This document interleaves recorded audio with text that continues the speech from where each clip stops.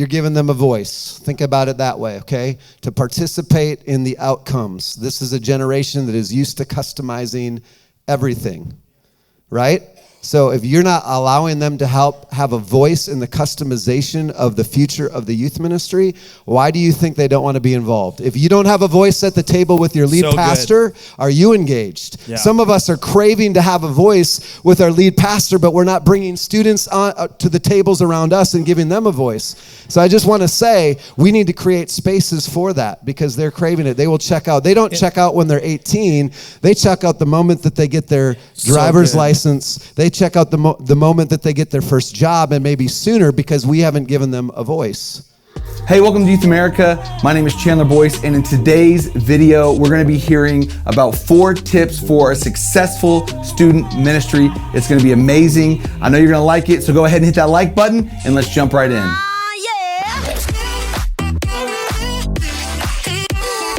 Well, like you said, my name is Pastor Sam Grosso, and you are? John Brown. Amazing. Do you want to tell them anything about yourself? Or well, first off, I've known Sam for quite a few years. Yeah. We have a similar mentor, so we kind of go back. Yeah, we go way back, actually. Go way back, yeah. Almost to probably, maybe almost just out of high school for me. So, yeah, over a decade ago. So for me, right now I'm in my 10th year of being on staff in youth ministry, doing full-time youth ministry. And so I'm in, like he said, in Tulsa, Oklahoma at Victory Church under Pastors Paul and Ashley Doherty. So I'm just right down the road and love it. And do you want to say anything about where you're from? So Journey Church, saw some of our team in here. My wife and I just celebrated 18 years. 18 at years. Journey Church, so. No, guys, did you hear what he just said? 18 years in youth ministry. That's amazing. It's incredible. That just means we have incredible leaders that haven't kicked us out yet. That's all that means. So thankful for that. My wife and I came in as assistant youth pastors and then launched a middle school ministry and then took over the high school ministry and then took over all of the youth ministry. And now we're in the next gen role. So the last 3.5 years, we have overseen all 0 to 30 across 4 campuses. That is Journey Church in the Chicago area, both Wisconsin, Illinois, and also a campus in Lithuania. So Lithuania, let's go. Well, we're going to jump right in. Enough about us. If you want any more information on our families or anything like that, you can follow us on social media. I got pictures of my kids all over social media, so you can check it out. But we're going to talk on youth ministry, and really Chandler asked us to kind of break into some really practical things, things that you can even begin to take home, begin to apply and develop within your youth ministry context. And I would actually give a new title. I don't even remember what title they gave, but we have a title that you can write down if you're a note taker kind of person. I actually want to call this talk Deconstructing Youth Ministry. Deconstructing Youth Ministry, because for both of us, did you even start? No, you would have been reaching millennials for 18 years ago, right? Shut up. Or did you reach Gen X? Like, I'm trying to do the math here. Yeah, mostly millennials. Yeah, mostly millennials. Yeah, and then now Gen Z and obviously Gen Alpha coming up. So come on. Yeah, it's figuring it out just with you, man. Yeah, and even for me, when I started, it was reaching exclusively millennials, and obviously we know we've made this shift into Generation Z. And I mentioned this at the round table. How many of you guys were at the round table yesterday, by the way? Awesome. A few of you guys, I was able to teach there as well. Just an encouragement to your youth pastors next year, sign up for the round table. Get a spot. The round table for me is one of my favorite parts of conference. And I know it's more of a sacrifice and there's more of a cost. It's so worth it. Whether I'm teaching it, I'm attending it. I attend it every single year. So make that a priority. But really, within Gen Z and reaching this, for me, and it was pretty cool, because John and I, honestly, we hadn't connected in a few years. We talked about this, so we had gone through such a similar process. I think the end result looks a little different within our context, but you reach this moment where you realize, okay, there's a shift that needs to take place. Like youth ministry as I've known it, what got me saved in high school is not the youth ministry that I need to be building today. I got saved because we had the coolest skateboard ramps in town. Like that's literally why I got saved and found Jesus, right? And it was this whole shift that took place. And if I were to put it down into 2 words, because how many of you have been seeing just Gen Z statistics everywhere? Like you've read the books, you've seen the statistics, it's all over the place. First and foremost, let me say this about statistics. Statistics are symptoms, okay? Symptoms are important when it comes to diagnosing what's actually the illness, what's actually the disease. But it's very essential that we do not put too much weight as leaders on symptoms and focus on medicating symptoms and not addressing the disease. Can I encourage us and remind us that we do not ask teenagers how to bring healing to their life. We do not ask teenagers who are anxious, depressed, suicidal to say, how do you want us to help? No. We have the Holy Spirit. We know the good news of Jesus Christ. We have the answer. We know what brings healing to them. So I take those symptoms to learn how to help, but I've got the answer. I've got the healing that they need. So it's very important that you don't swing the pendulum too much just based on a statistic. And also, like, who did they poll? Like, which students? I think they were your students. Just my students, yeah. Just my, like, what was it? Was it Upper Midwest? Was it Cali? Was it East Coast? Was it inner city? Was it rural? Like, who were they polling? So even you know your students better than the polls do, okay? You know your students better than that. Hopefully, or you should. You should. You should. If you're in the trenches, if you're around them. And the reality is this, that in this moment, I want to kind of give two words before I dive into some really practical stuff, and we're both going to kind of spitball back and forth. But we're with millennials, youth ministry for a long time really emphasized relevancy. Man, we want to be relevant. We want to show them we understand culture. We want to show them that we understand their world. And so relevancy, though, costs a lot of money sometimes. Like, to be really relevant, to be really cool, to be hype, to keep up, to get the lights, to make it all the flash and all of it costed a lot of money. Now, the beautiful thing about what we're learning about Gen Z is relevancy doesn't speak their language, but authenticity does.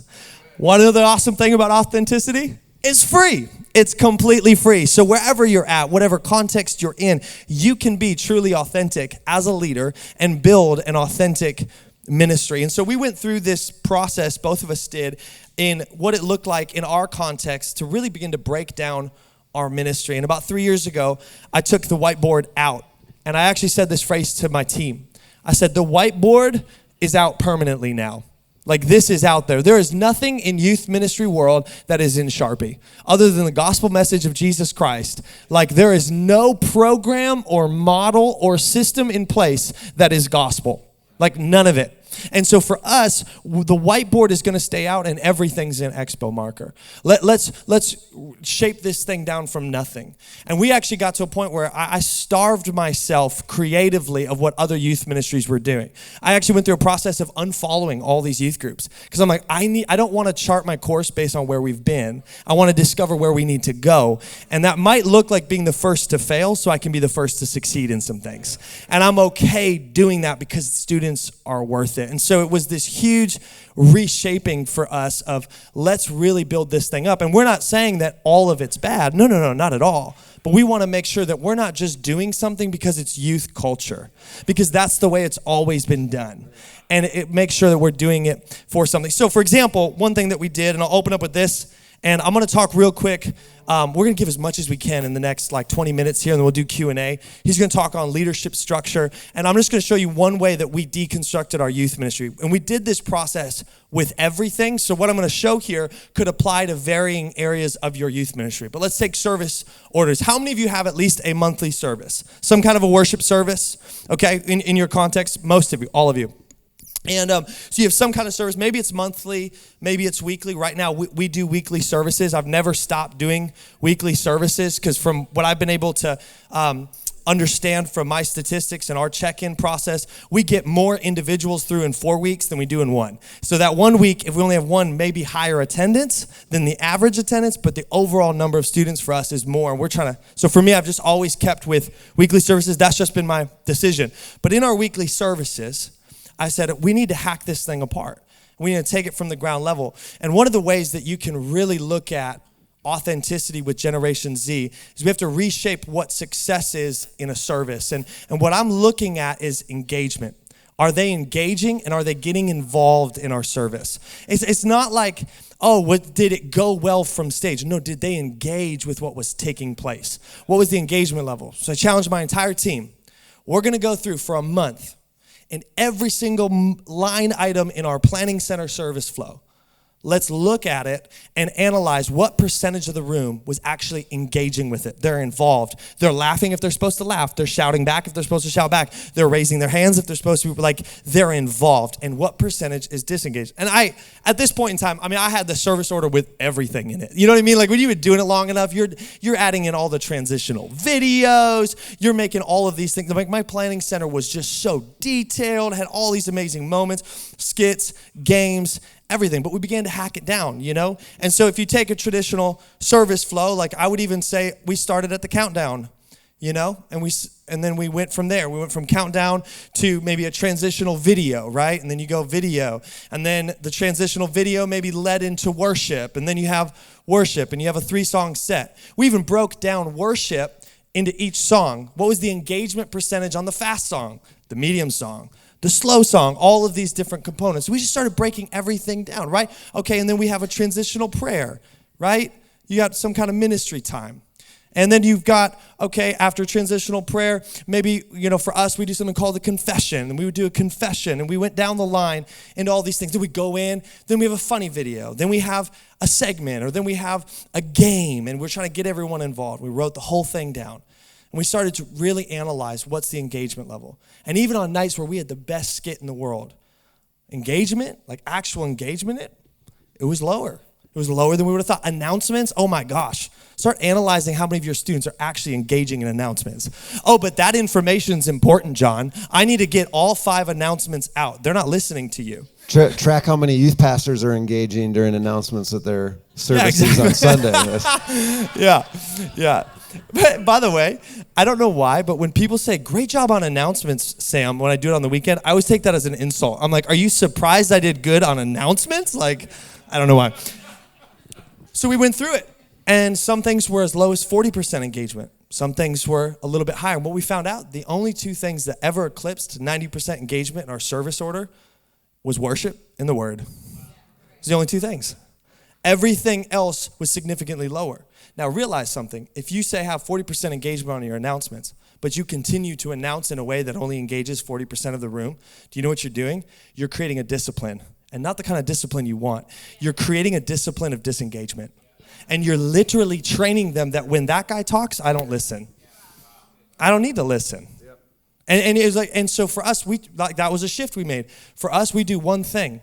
We do our announcement out of worship. When everybody's standing up there and we go from 100% engagement at the close of worship, because when we say amen and everybody said amen, amen, awesome, everybody, I got one thing for you. I go, say one thing, and they go, say one thing. And we do this thing. I announce one thing within 10 seconds. It's the one thing they need to know. Everything else, it's on social media, it's on our app, it's on our website, it's in our parent email, it's all over the place, right? But we give them the one thing that they need to know so that they actually remember. So we just began to hack through this, what's really needed. But we got to the point, we're going, everything that's not the worship and the word is not priority in this moment. Like, we need to shift it. And so we was really reconstructing it. But then you go, well, what about the kids who want to play games? Well, for us, we'll do games in the lobby before service. Like, I'm talking set up a stage and a microphone and do minute to win it games for the 40 junior high kids that love that stuff, right? Like little Jimmy, he wants to throw tortillas around, okay? Well, we're doing that in the lobby before service for little Jimmy, and I'm not disengaging my high school seniors who don't want to throw tortillas around. You see what I'm saying? So we're creating a space. Well, now that kid who still wants that, we'll create it, but I'm not taking away from worship and the word to do it because it's disingenuous. And I just stopped believing in it. Like, I wasn't excited about it. If there's something you hate in your service, your students probably hate it too. You see what I'm saying? And so this is just a process, just one of the many ways that you can begin to look at your youth ministry and go, are we actually being effective with this? Or is this trying to force new wine into old wineskins? You know, when you throw your event, what's your event for? You know, your typical youth event that's all about like, man, giveaways, we're going to grow attendance. I've had to reshape how I view my youth event. We don't throw events for the growth of attendance. Discipleship's supposed to grow attendance. We throw events to create culture in our youth ministry. It might just be for fun, or it'll be just to reach a niche group. We'd throw a baller night. Why? Because we have a lot of influence with basketball teams in our city. That's just been our sport. Football, we don't have that much influence. But basketball, we have so much influence because of who we have as leaders. So we'll throw a baller night specifically just for those kids. And is that okay? Absolutely it is. Absolutely is. Anyways, this is just one of the things. So talk to us a little bit, John, about how you guys went through this process as well, anyways, as it pertains to your leadership structure. Yeah, absolutely. First off, I want to just say, wasn't that good? I think if we all did this, and then, and I would just say too, experiment, right? Like you have to get, with an experiment, we joke around, and I think we stole this from somewhere.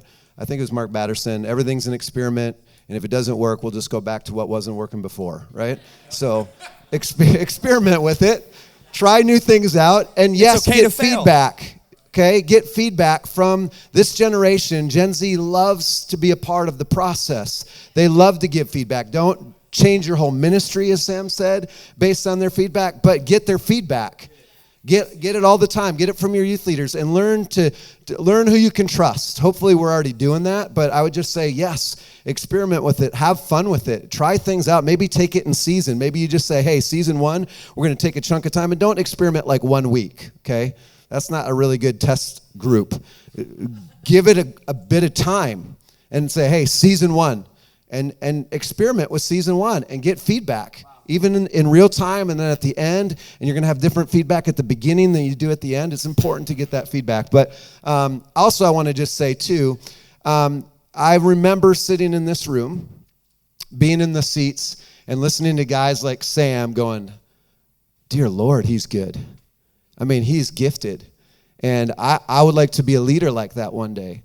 And I would just say, don't compare your chapter 2 to Sam's chapter 10.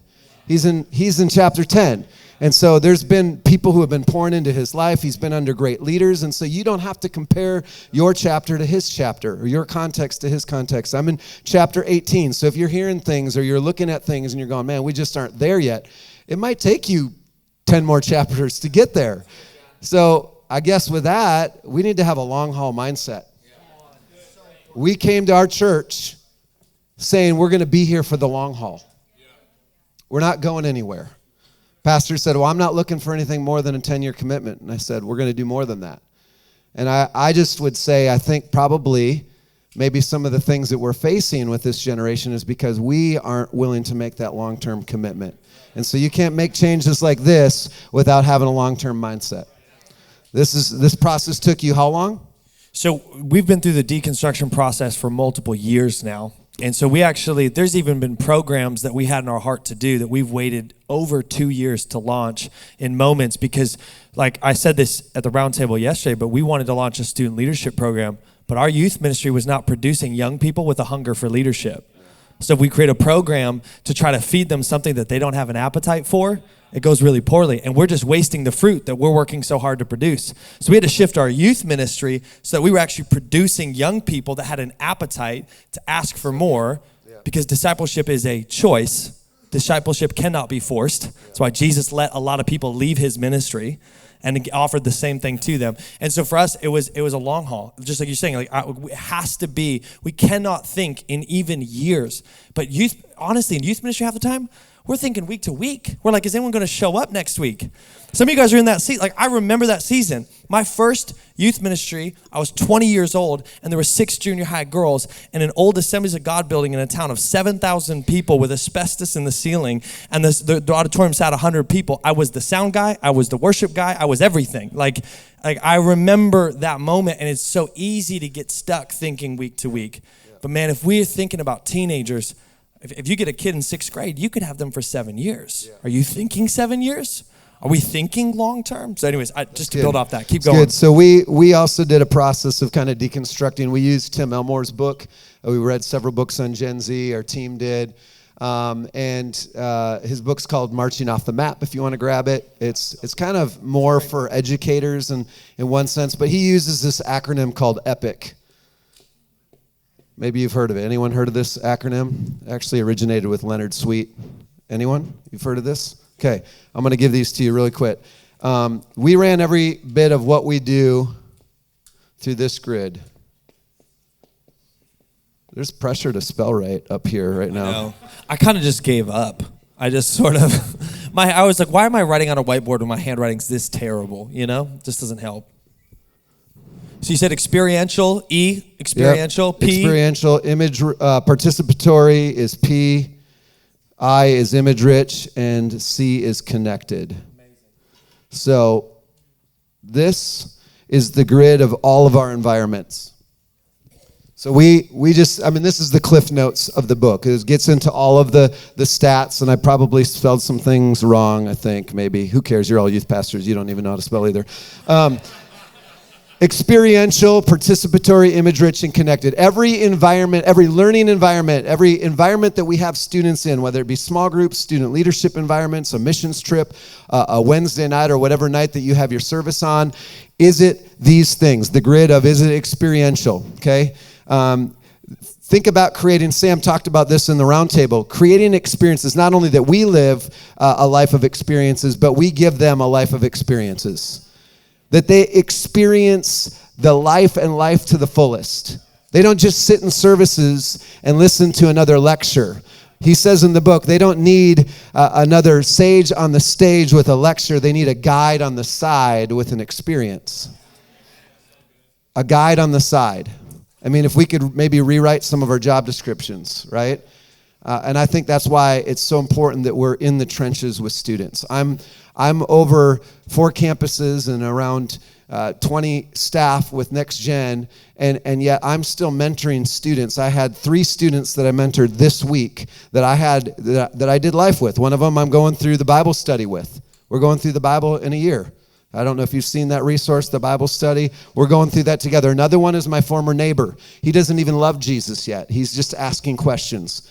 That's a whole nother level of discipleship. I don't know how many of you have done that with a kid that doesn't know Jesus or even really want much to do with him yet, but he's in trouble, so his parents sent him to you. So I'm just... Fix my kid. That's great parenting. I'm being challenged by that right now, okay? And then I have a middle schooler who lost his brother in a freak accident. Just this last year, I did his funeral. And his mom is saying, I don't know how to help him. His dad's disengaged. His dad blames himself. And again, when was the last time that you did one-on-one discipleship with a middle schooler? That will challenge you. If you want to be challenged in your job, do that. Okay? But experiential, we're giving them experiences that we can connect truths to. Jesus was a master at that. Are your learning environments experiential? Are you giving them, he talks about less labs or less lectures, more labs. Yep. Lab it out.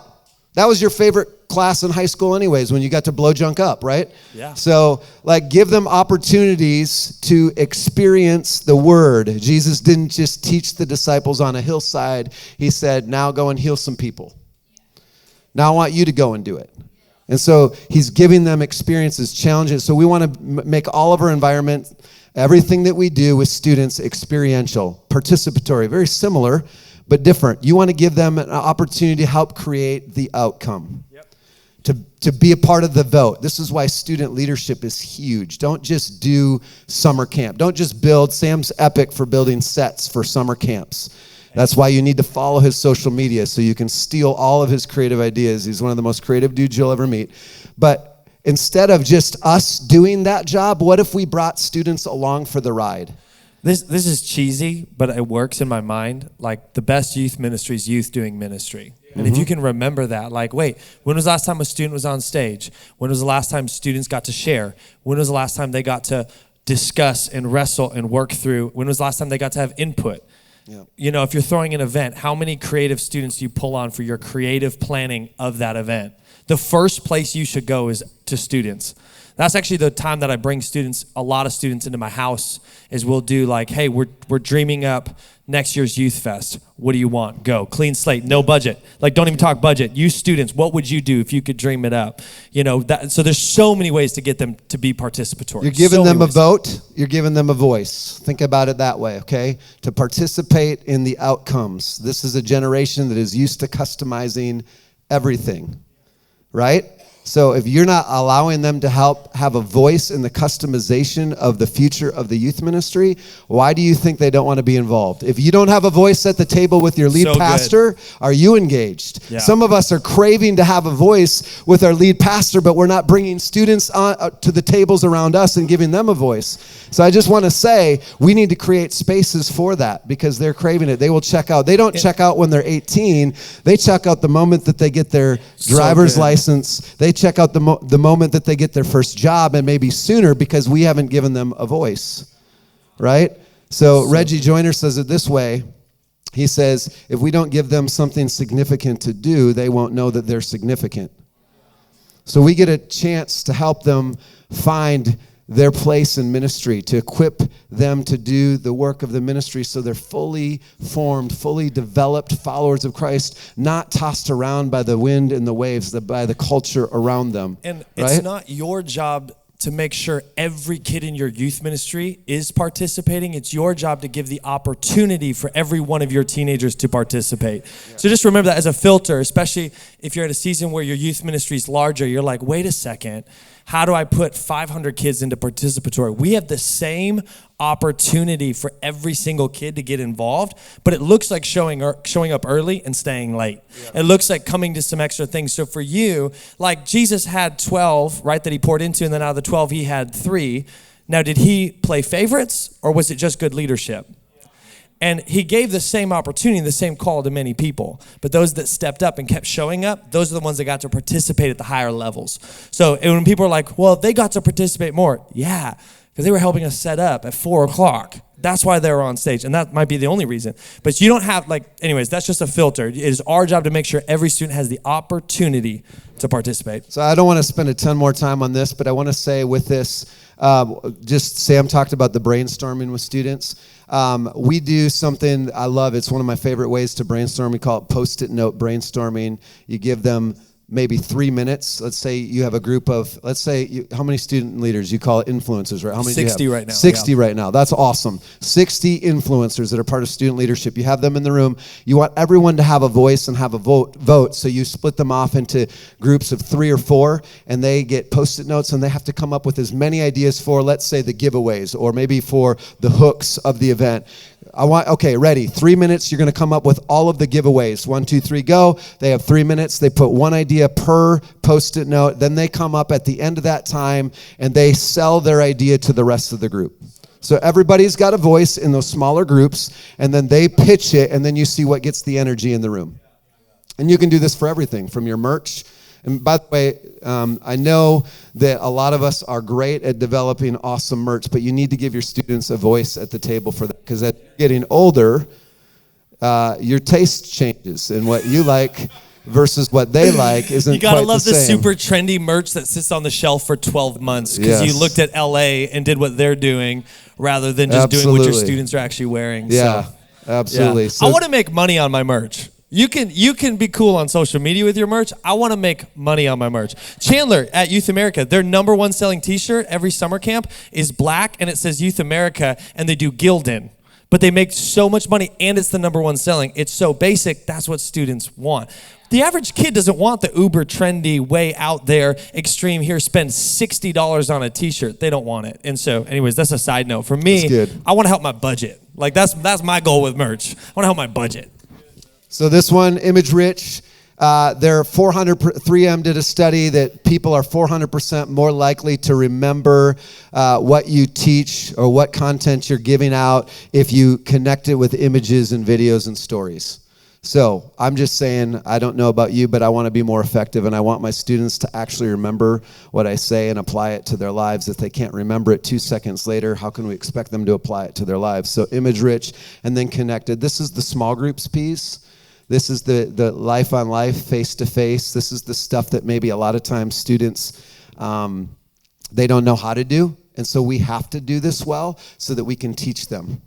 We can't just give up because it didn't work, because they don't know how to connect face-to-face, because they're really good at connecting online, but they're not really good connecting face-to-face. So connected is taking what God does here in some of these environments, and then connecting for them to have an opportunity to discuss it, to process it, to ask the tough questions. Feed is a really good resource for this, by the way. Yeah. Yep. So, Sam, you have something? No, yeah, with Connected too, we don't have time to get into small groups unless we get there with Q&A, because we want to have time for Q&A.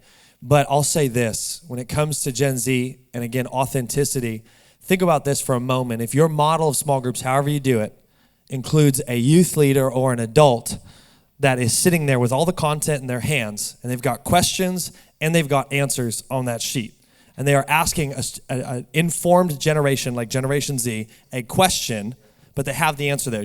What your students are thinking is, why are you asking me a question that you're just going to tell me the answer to in the end anyways? It doesn't matter what I say, you're going to tell me whether I'm right or wrong.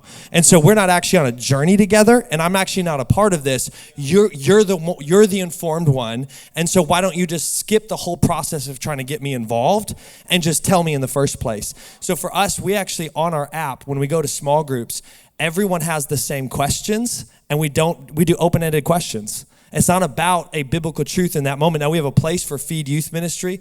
I'm bringing back Sunday school, y'all, and I'm just calling it Sunday school. I'm like, we need a space for the kids that just want to learn the word and really dive into it. So we're using catechism. We're using Feed Youth Ministry on Sunday mornings during our 9 a.m. service, and then we're taking them to 11 a.m. But with our small groups, we want it to not have a director of the small group. We want to have a facilitator of the small group. They're just facilitating the group so that the discussion aims towards Jesus. Because here's the thing, well, what if they wrestle with heresy? Do you want them wrestling with heresy in your church, or do you want them wrestling with heresy in the locker room? Do you want them wrestling with heresy in your church, or do you want them wrestling with heresy at a party? Where do you want them to wrestle? Because they are going to. So for us, we are okay. We are confident enough to say, let's talk about it. And let's air this thing out and flush it out. And we're just going to aim you towards Jesus during that discussion time. And we've seen some pretty good results from that. Yeah. So the question that we need to ask ourselves is, how experiential are my learning environments? My small group environments. Run it through that grid and be honest and get feedback. Is it actually experiential? Or is it just another lecturer, another person standing, a sage on the stage, right? How actually participatory are my learning environments, my student ministry environments? Are they getting a chance to have a vote and have a say? Are we doing that all the time in every way possible? Is my teaching and those environments that we have, are they actually image-rich? How image-rich are they? What do I need to add? And how connected is our student ministry? How connected are our environments? Are we giving them a chance to connect with their people? Are we giving them a chance to connect and actually talk about it face to face? So good. Hey, hold up your cards if you got a question. They're going to move around and begin collecting those cards right now. We got a few of them. And we're gonna jump into a time of Q&A. Come on, that's an awesome acronym. Thanks for that, John. I didn't even know that acronym. Come on, that's amazing. You guys getting anything out of this? It's helping at all? I know we're trying to pound out as much info as we can. But again, this was a long process. I think for all of us to be encouraged that it's an opportunity for us to go on a journey and to discover, hey, what does our youth ministry need to look like? And the reality is, can we all agree also not to make excuses based on our context? The beautiful thing with this is, if your budget is a couple $100s a year, you can go through this process. You can get better at Epic. You can get better at these types of things, whether you're bivocational or full-time, or you're just a volunteer.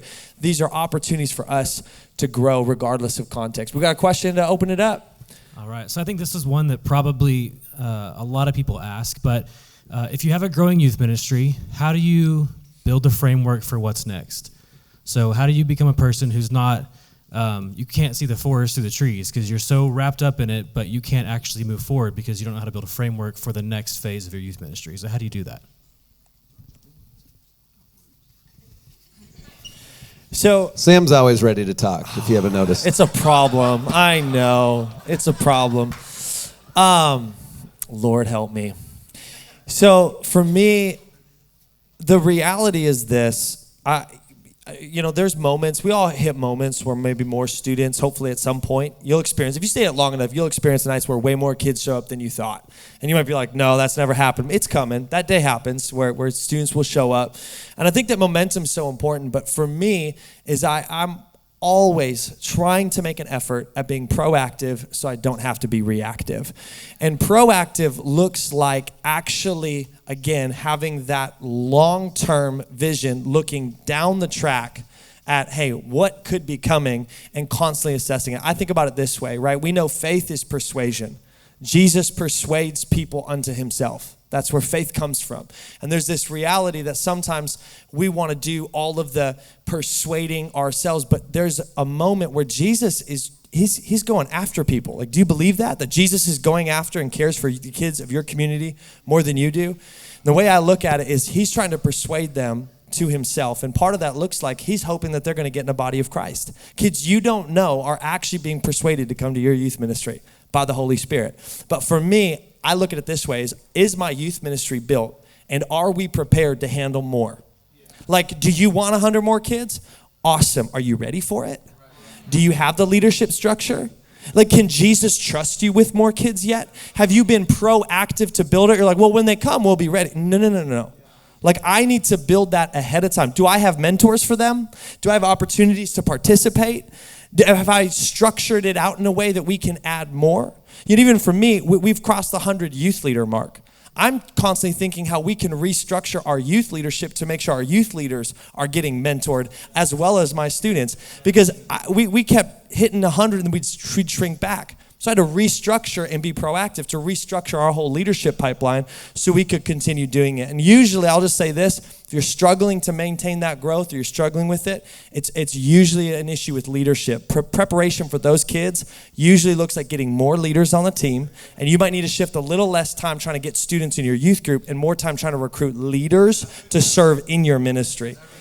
Somebody that he's really good friends with, and it was a mentor of Renee and I, my wife, Jeff Went. He told me a long time ago, I was 2 years into youth ministry and I was struggling. We had 150 kids and like 12 youth leaders.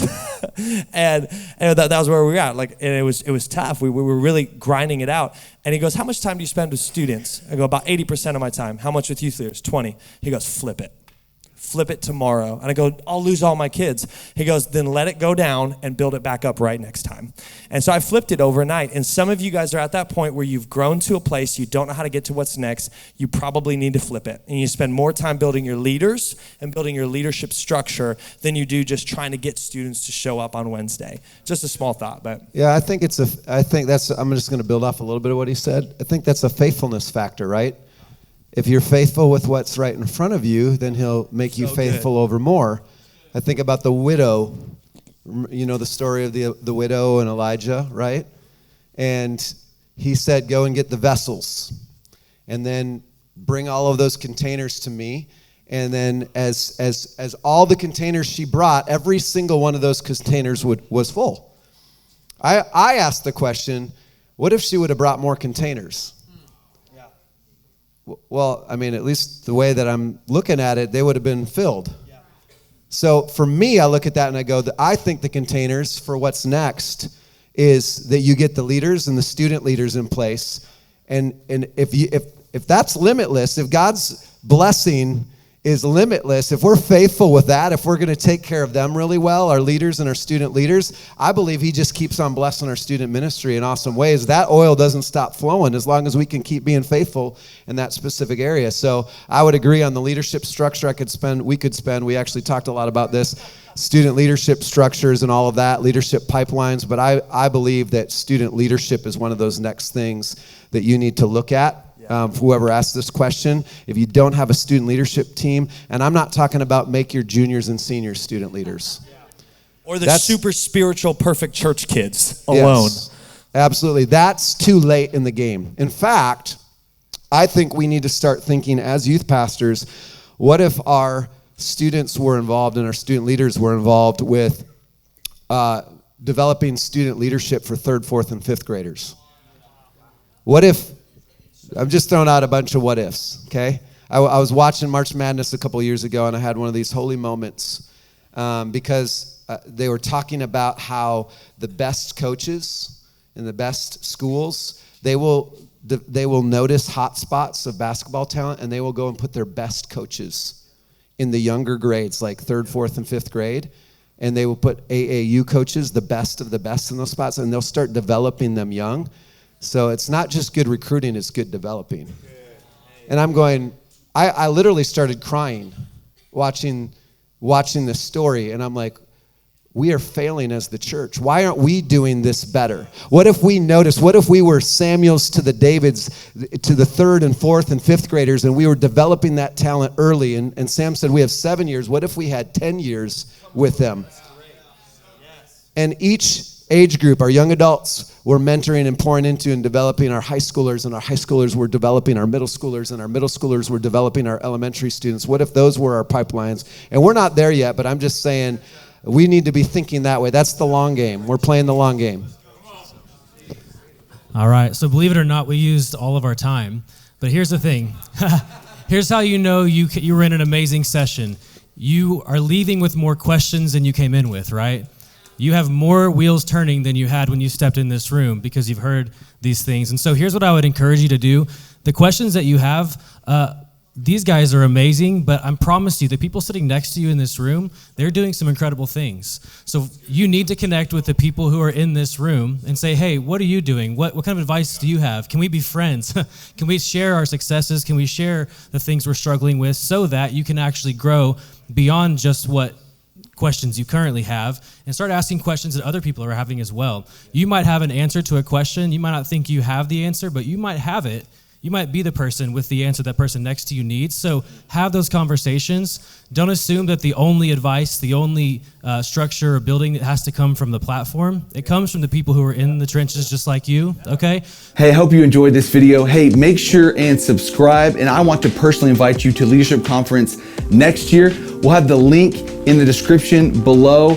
Get registered. I promise you, you will not want to miss out on the experience, the relationships, what you learn, who you meet. It's an amazing time together. So get signed up and we will see you soon.